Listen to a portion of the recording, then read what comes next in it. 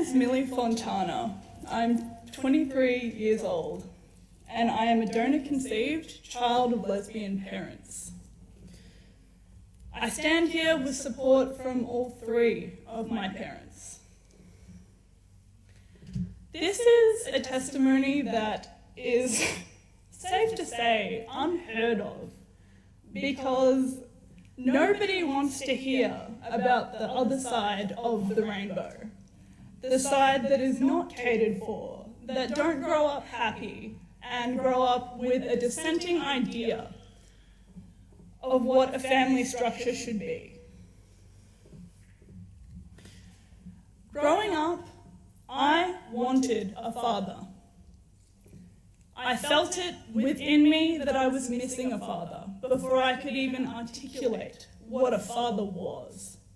I knew that I loved both of my parents, but I could not place my finger on what it is I was missing inside myself.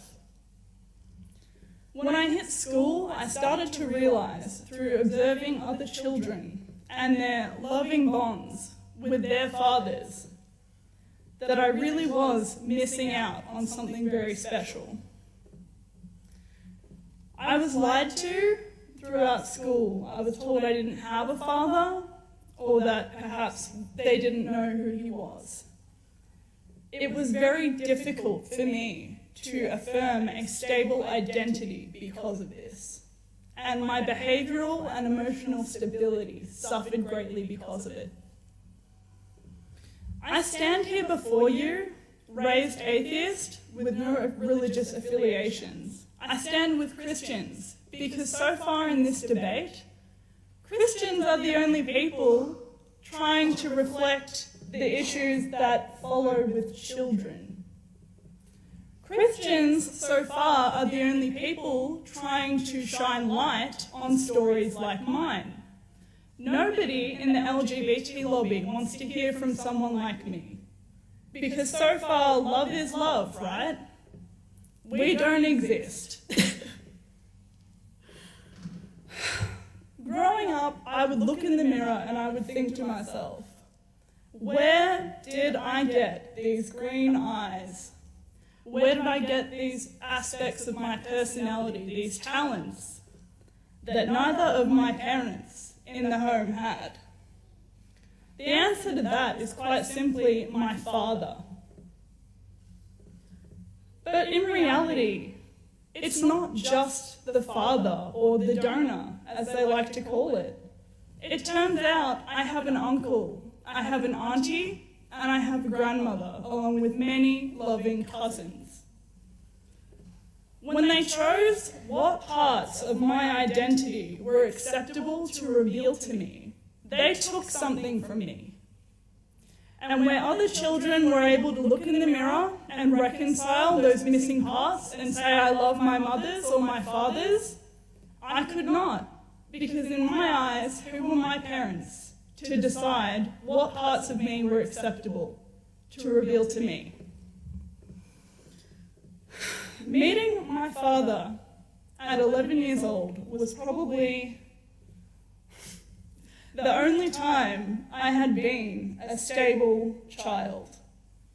I saw for the very first time who I was. I looked into his eyes and I thought, that is the missing part of me. Not because I'd fantasized about having a father, but because I could put a face to who I was, so I could look at somebody who was equally responsible for my existence. I could affirm my identity based on this man.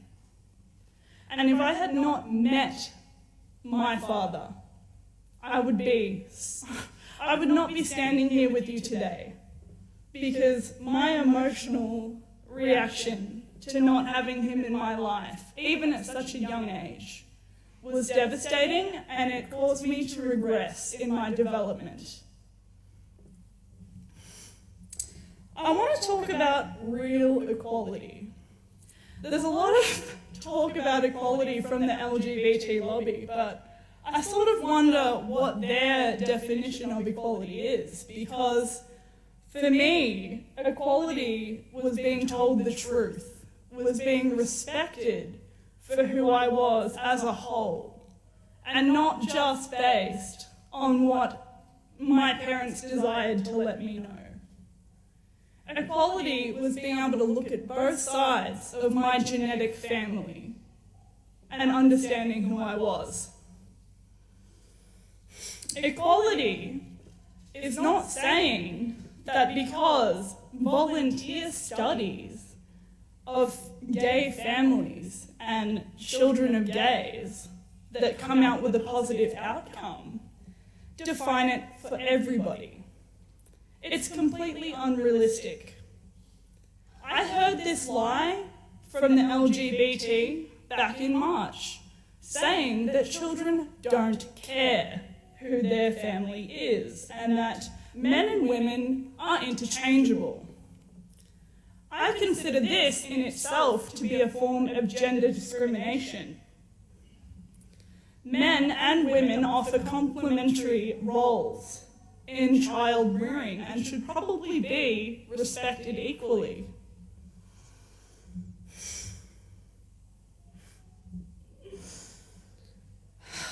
It's funny the way that the gay lobby talks about homophobia.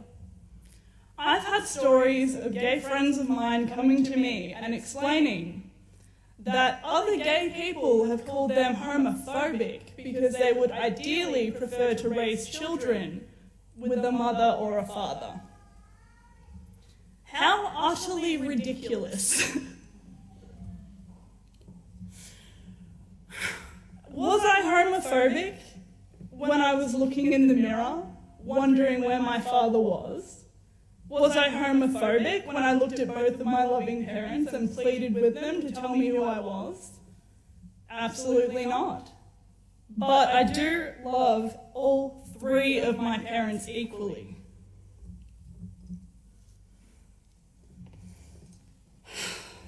My mother pitched a question to me the other week. She said to me, "Millie, what if my partner and I were able to be married? What if we had that stable household environment that everybody else has?"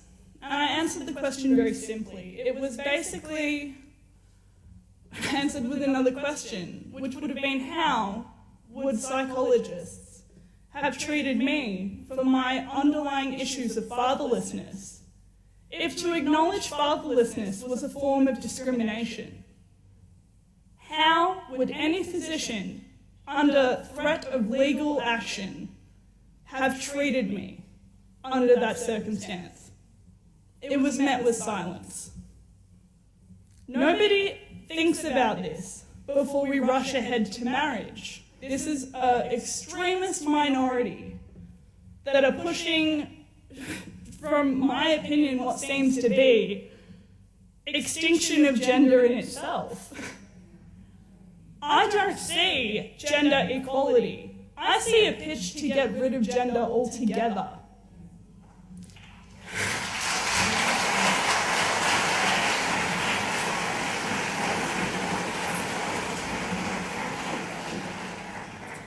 Until we as a society have a discussion that includes children like me who are not okay with parents deciding which parts are acceptable to reveal, until this discussion includes everybody who has been raised fatherless or motherless, until this discussion stops shaming children in my position for coming forward, we should not be pushing marriage through. I am not going to stand here and be silenced by people telling me what was acceptable for me to feel.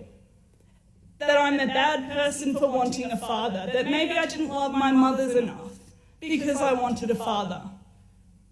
It's bull, and I won't support it.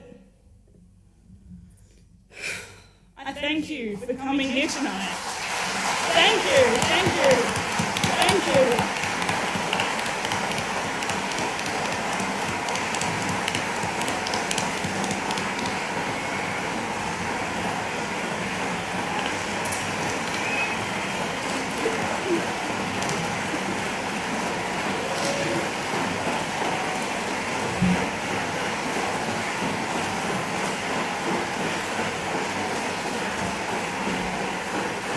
finish?